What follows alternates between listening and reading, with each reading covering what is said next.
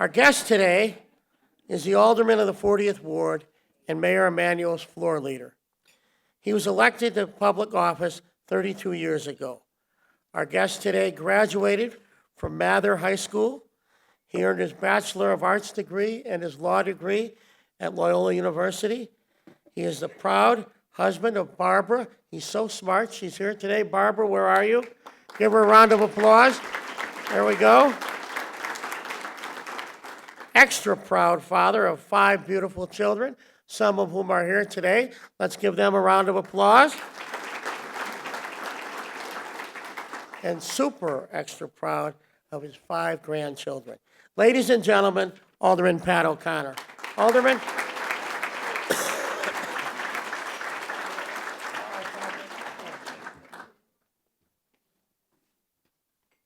Well, good morning.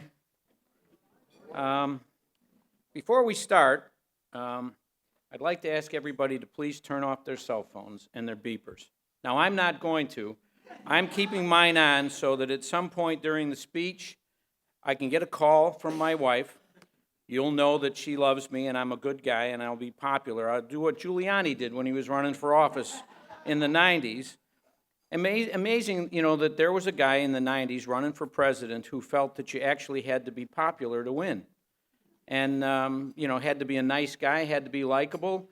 What a quaint 90s notion, right? I mean, in 2000, you don't have to be a good guy or a likable guy, and you can win. It's just a thought. I'm honored to be here this morning.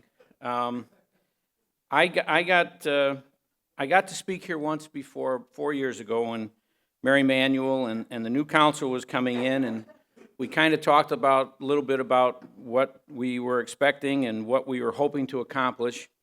And because I was new to the venue, I actually got to tell people a little bit about myself and then a little bit about what we thought we were going to be doing. But in terms of my initial comments, I kind of got to be at ease because I got to spend a few minutes talking about a subject I knew, which was myself and my history. And I really can't do that this morning here because I've done the breakfast before.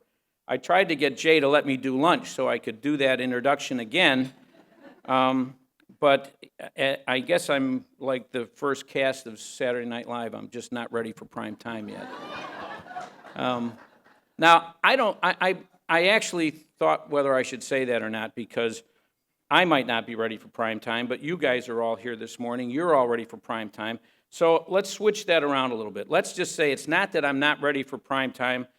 Let's just say that breakfast is the most important meal of the day.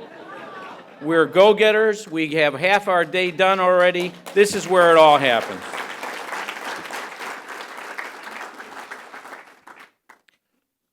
So let's talk a little bit about Chicago. Author James Boyce, in his writings in the American Chronicle in 1888, referred to Chicago as perhaps the most typically American place in America.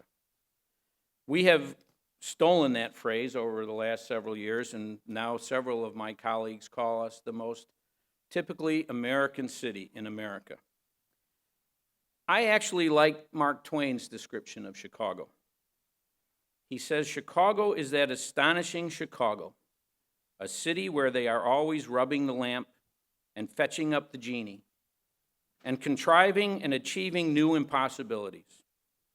It is hopeless for the occasional visitor to try and keep up with Chicago. She outgrows his prophecies faster than he can make them. She is always a novelty, for she is never the Chicago you saw when you passed through the last time. What a great, great synopsis of what Chicago is. Think of the people that come and visit you, your friends, your relatives. They come here on occasion, and each time they find a new city. They find something new. They find something growing. They find a vibrancy that just reinvents itself over and over again. I do enjoy Twain's description a little bit more than I enjoyed those from the American Chronicle. But we have our challenges. And over the last 4 years, if you read the paper today, you might think, what have you been doing for the last 4 years? It's a mess.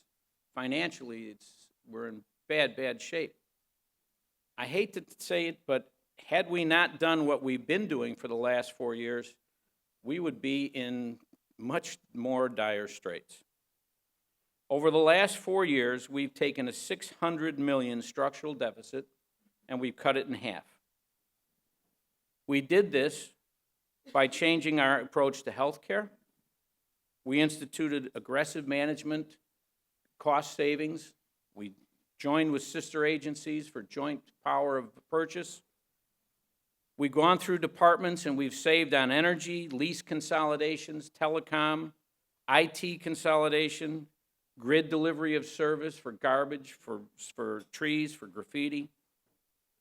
We've eliminated 500 mid-management points in our budget over the last 4 years.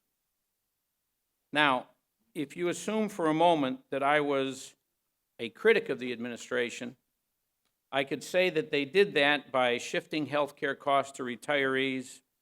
We reduced benefits in the sister agencies, and we provided coverage that is less than what it used to be. We've eliminated the institutional memory of our middle management by getting rid of all those supervisors, and we've eliminated services that we used to provide. It's the same coin, it's just two different sides, and it really depends upon who you are and how you look at it. Clearly, there is no shortage of debate on public policy. In the last term, we addressed a structural deficit that was daunting. And this term, we're trying to address financial practices of the past and bring them into the future. And we're trying to address a problem that, while it's been there for years, was given an artificial deadline through some legislation in downstate in Springfield, which has brought us to the precipice. We're ending the scoop and toss, which we've been doing to fund our ongoing liability, in the next couple months. We'll be down to about $75 million in 2016, and by 2019, the scoop and toss practice will be over. And scoop and toss really is just like if you owned your mortgage and you went out and refinanced it every couple of years so that you could borrow money off of your home and then toss your liability into the future years. You can do that with your home once in a while, but after a while, if you get caught up short, you lose your home. And so we've done this practice for a number of years now, and we have to stop it or we could lose our home, Sweet Home Chicago. We are doing bond swaps that we will completely eliminate after this month. We will have taken all our variable debt and we will have turned it into fixed rate. We're paying a premium for it, and we will pay a higher interest rate. But it is the only way that we'll begin to climb out of junk bond status, because it will be able to give us certainty in terms of our borrowing and certainty in terms of our repayment future. We're going to do $1.1 billion in a bond issue in the near future. And some people will say, oh my God, you're borrowing again. And that's what got you into trouble. Well, frankly, we're not borrowing new money. We're borrowing the money that we have out there, and we're just putting it into a different type of portfolio so that it is more manageable, more predictable, and safer in the long run. We're reducing the judgments and the settlements that we pay in terms of we borrow for all of them. The millions and millions of dollars that we've spent on the police torture cases, on the shooting, and on all of the things that you read in the paper that go wrong in terms of city government, and we pay out millions. We borrow for that. And now we're going to begin to do that out of operating capital so that we don't have to be borrowing the future to pay our current debt. In 2009, 2010, and 2011, we borrowed $1.2 billion from the Rainy Day Fund. Rainy Day Fund, most of which came from the Skyway sale. I don't think that anyone would say that after 2008 and the way the economy was, that it wasn't pouring rain. So the fund did what it was supposed to do. A lot of people said, oh, you're not supposed to touch it. It's a rainy day fund. Well, rainy day funds are for rainy days. And those years were bad. But over the last several years, we have been putting money back into the rainy day fund. Clearly not in the amounts and in the time frame that we were taking it out, but just last year we put over $45 million back. It may have occurred to some of you in the room, though, that all of these things that we've done to take a structural deficit from $600 million to less than $300 million, then how could we possibly be in the sad shape we're in? Well, you've got a pension deal going on in Springfield right now. And it's interesting to watch the cast that's trying to address those problems for us. Someone should kind of tell them that the election is over. They're in office now, they've won, and they should get on with the business of trying to help us solve some problems. You know, Harry Truman had a quote. Obviously we all talk about Truman like we all knew him.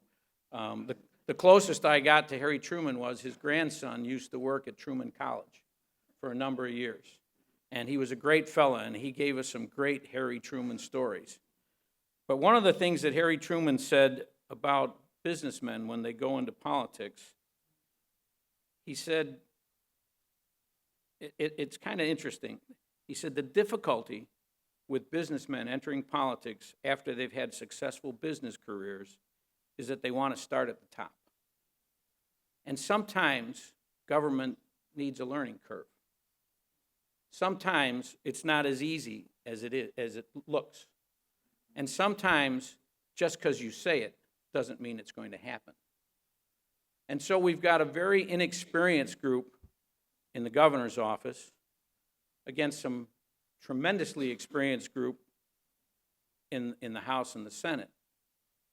Two individuals who over the course of the last year and a half have been vilified, called names, basically portrayed as evil, corrupt individuals, and now we expect them all to sit down at a table and get along and put it all beside them or behind them and solve our problems.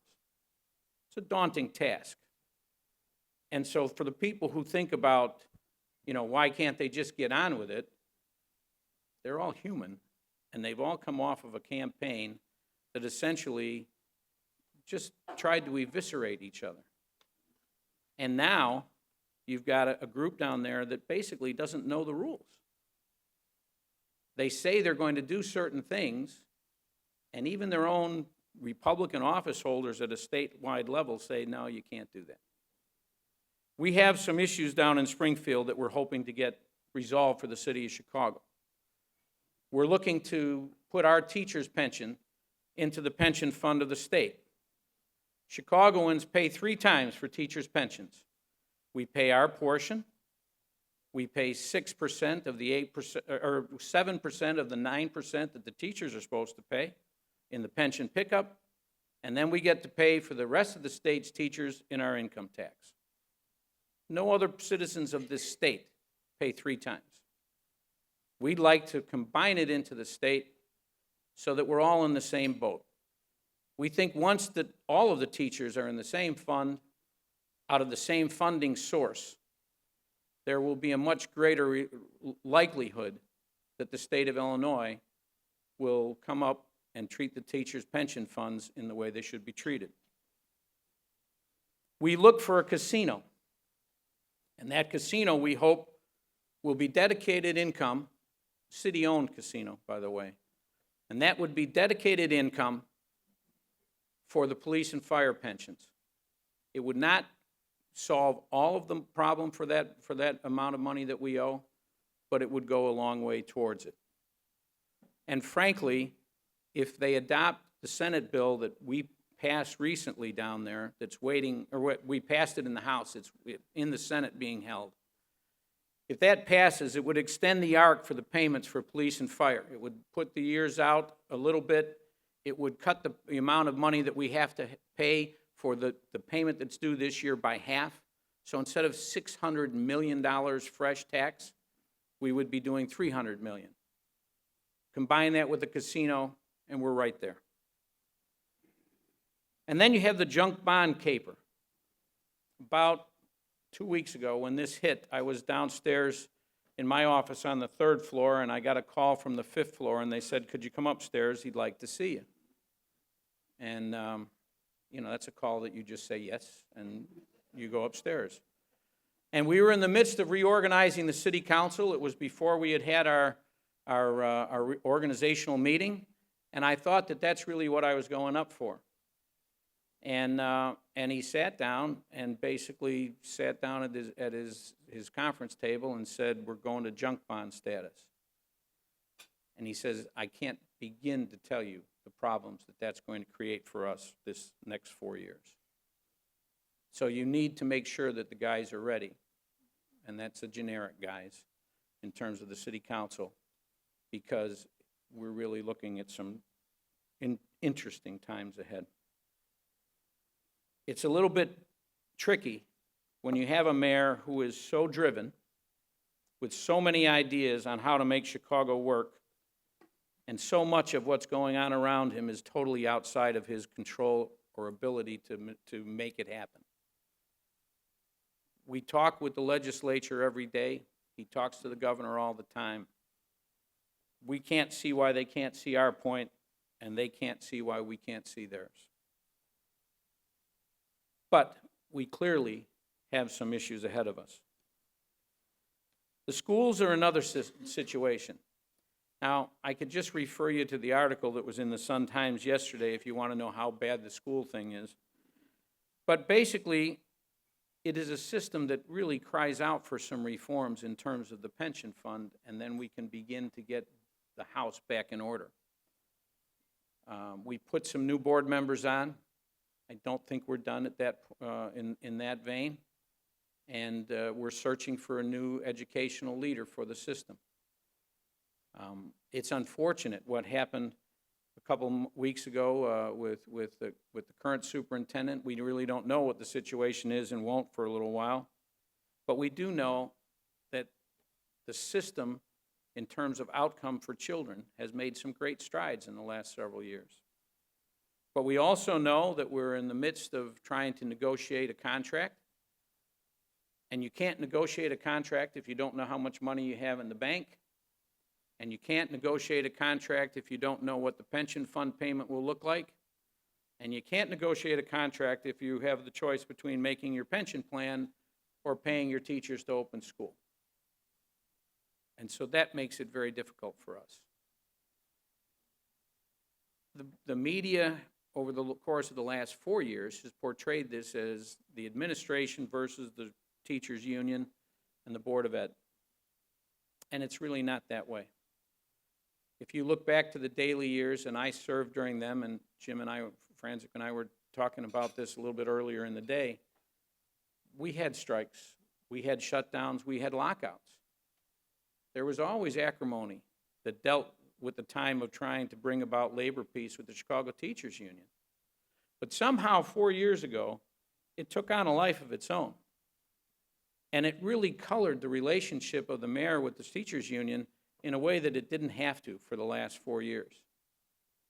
And we look forward to a better start and a better way to do it. But in the early time in my time in the council, the Board of Ed and the teachers union would walk hand in hand down to Springfield. They would go down there and get every bit of money they possibly could get. It would be a great kumbaya moment. And then they'd come back to Chicago and they'd eat each other up trying to figure out how that money would get spent. And it was an annual ritual. It's not too much different now. But we have made it differently in just the way we cover things. And maybe that's just the way the media covers stuff. I mean, you get 5 inches of snow and you'd swear that you were in Alaska in a blizzard. It's just everything has to be amplified. We have a bunch of things that are going on, and the junk bond thing is not going to go away anytime soon. And I know you guys had somebody from Moody's here not too long ago. When that happened with Moody's, we kind of remarked that it was really unusual that Moody's not only downgraded you, but basically told you we're downgrading you because you haven't raised property taxes. they generally just mark what your financial status is. They don't generally give you policy suggestions, but in that one, they clearly did. Our last offering was shortly after the downgrade, so we were marketing essentially junk bonds. We were 10 times oversubscribed for the amount of the sale that was going on. So the investing public is thinking that Chicago is really doing well. And they think that we're on the right path. And they think that we're the #1 city in the country for new business startups and relocations for a reason, because we're making great strides. What we did at McCormick Place in the first 2 years of the mayor's tenure, changing the work rules, bringing back all sorts of shows and exhibits that we had lost over the course of the last several years, was a tremendous victory for us. And we hope to make that continue. But junk bond status hurts us because it basically makes our ability to get money, our ability to borrow, much more difficult, much more costly, and it makes government cost more. You know, I don't want to say that they're wrong, and I don't want to say they're probably a million times smarter than I am, but there was the head of J.P. Morgan said to the President of the United States one time, he said, "The future appears brilliant. We have the greatest and soundest prosperity and the best material prospects of any country in the world." And then 2 days later, the Great Depression hit. And so you have to really kind of put it all in context. It's not something that's easy to solve, and it's not something that's easy to get out of in terms of like one fell swoop.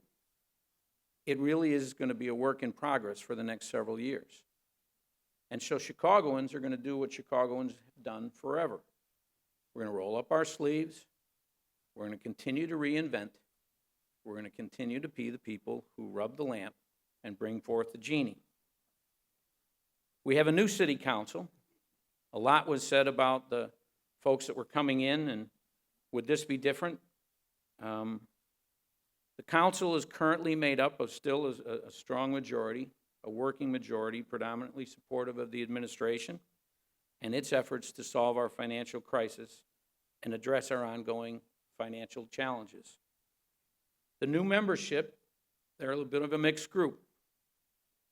But in my initial discussions, and I'm sure Alderman Zaleski would agree with me, they're seriously interested in participating at a high level.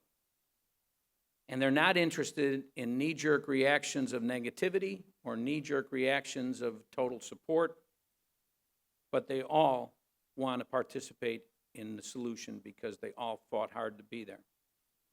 If they ended up in one camp or another anytime soon, I would be greatly surprised. We've got great challenges ahead, and it's truly uncharted territory. So I'm not sure that we have the ability to say this is the right answer. When we were doing the scoop and toss and the variable rate several years ago, they were the right answer. We saved a ton of money. We're paying it back now, but we saved a ton.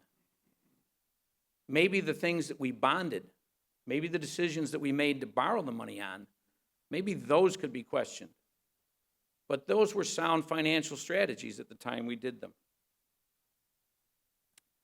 So I'd like to close with, I like quotes. And when I talk at things like this, it gives me an opportunity to look up what great people say and allows me to try and mimic it. And, you know, I often think about Winston Churchill. I mean, there's a guy that actually saw the world go dark for a while, and he thought that civilization as we knew it was going to end, and he thought that clearly his country was going to be overrun.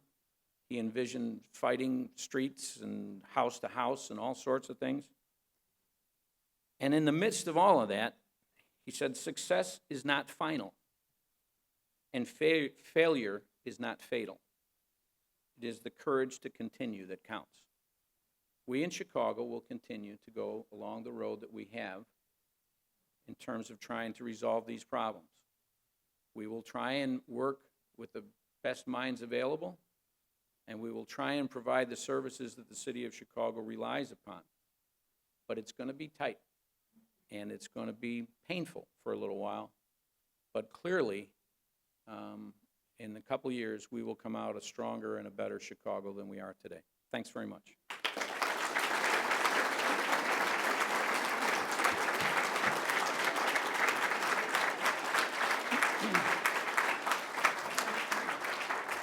If you have questions,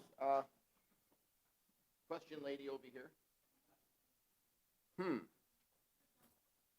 Almost like a 40th ward meeting here. We didn't screen that one, did we? No. Leslie Wilson, where are you, Leslie? Raise your hand over there. She's back there. I got news, guys. Oh, I have a great. Nah, I can't do that. Okay. Boy, when I checked myself, you know, Ms. Wick, it had to be something. Of all the votes you have cast, such as parking meter votes, I always bring that up, which, if any, do you regret? And please, no Frank Sinatra impersonation. I was at a wedding the other night. There was a guy impersonating Frank the whole night. It was, after a while, it got a little sad. So, yeah, I'm not going to do it. Two things. Let me touch on one thing. The parking meter deal was a bad deal because for the previous 15 or 20 years, we had never raised the parking rates. And so people not only lost the parking meters, but they went up precipitously, immediately, and then for several years thereafter. Right now, for most of the people that I know that use the parking meters and they have that app on their phone and they pay for it from their car, and when it's up, they hit their phone again and they redo it and they don't have to go back out. Most people love that system. So our mistake wasn't the fact that we sold them. Our mistake was we sold them too cheaply, because if we'd increased the pricing on it over the years, it would have been a great deal. The other thing we didn't do is we didn't negotiate it well enough to protect ourselves in the initial audits. So we found when Mary Manuel came in and we redid the audits that we were losing money every year that we probably shouldn't have been losing. And frankly, Laz Parking came up to the table and renegotiated parts that helped us. So yeah, it was a bad deal, but the idea of doing it wasn't necessarily the worst thing. It was the fact that we didn't do it right. The one vote that I probably don't like the most, I got to tell you, I can't think of one. There's a lot of them that I think didn't work out. But if you go based on what you knew at the time you made it, I think, here's something I think you need to understand. People that look at the city council that say, oh, the mayor just runs the thing, he gets his votes all the time.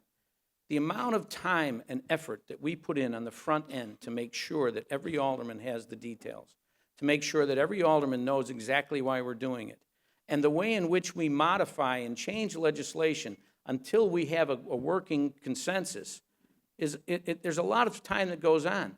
Nothing hits the floor until we know it's going to pass. And so all the time before that is spent on making sure it will pass. So when, in the end, contextually, the opposition that has been there for the last 4 years, we introduce a budget every year. That budget essentially passes in the exact way that it was introduced after weeks of hearings, with the exception of maybe 1%, 0.5%. That's where we fight. That's where the problems are. Because when all summer, all fall, we are in meetings and briefings and talking with the budget director to ensure that the things that we're looking for are in there. It's not, I wish I had a better answer for you, but there's some things, I suppose, that if I had time to think about it, but right now I can't think of one. Right. Close to Frank Sinatra, regrets.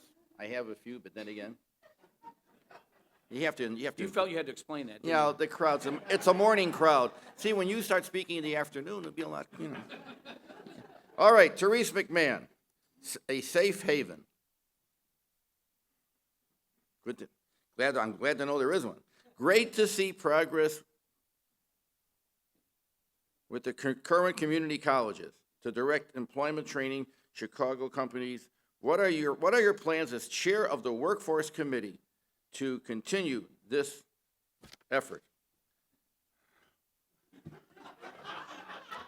So now I'll explain to him what that meant. Doing my best. I'm sorry, Paul.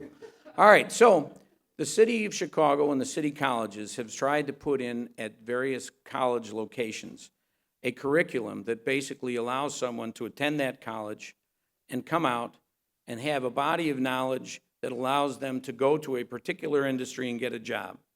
It is designed to allow them to come out and go to nursing, to go to an IT, to go to hospitality. Our job, at least as I see the workforce development, is to ensure that the city colleges don't do what educational institutions are often want to do, which is to take over the programs, to change the curriculum, to try and prevent or divert people that are trying to get into the program so that they can put other people into them. A case in point, there is a union-sponsored program for one of the utilities. They teach the program. They developed the curriculum. They designed the workspace. And the graduation rate was up around 90%, and the amount of people that were going on to get jobs was over 90% of the people that graduated the program. The city colleges said, hey, this would be great. We should be doing this because then it'd be our program and we can brag that we're doing it. And so they started screening the candidates and the students, and the acceptance rate went down, and the graduation rate went down, and the acceptance rates at the job site went down. So our job at that point in time was to go back to the city colleges and say, hands off. And so that's what we try and do. All right. For Mr. Doherty, you notice the president doesn't have to use the official form. When can we expect a property tax increase? Now you know why he's the president. Last night, I got a call from Mr. Burns from the Tribune and a text from Fran Spielman at the Sun-Times. Essentially, Mr. Burns said, are you going to make any news tomorrow? Because I'm trying to plan my day. So I quoted Mayor Richard I's press secretary and said, this is a quasi-press event. The last thing we want to do is make news. And then Fran texted me and said, are you going to make news tomorrow? And I said, not intentionally. And so I'm not answering Jay's question.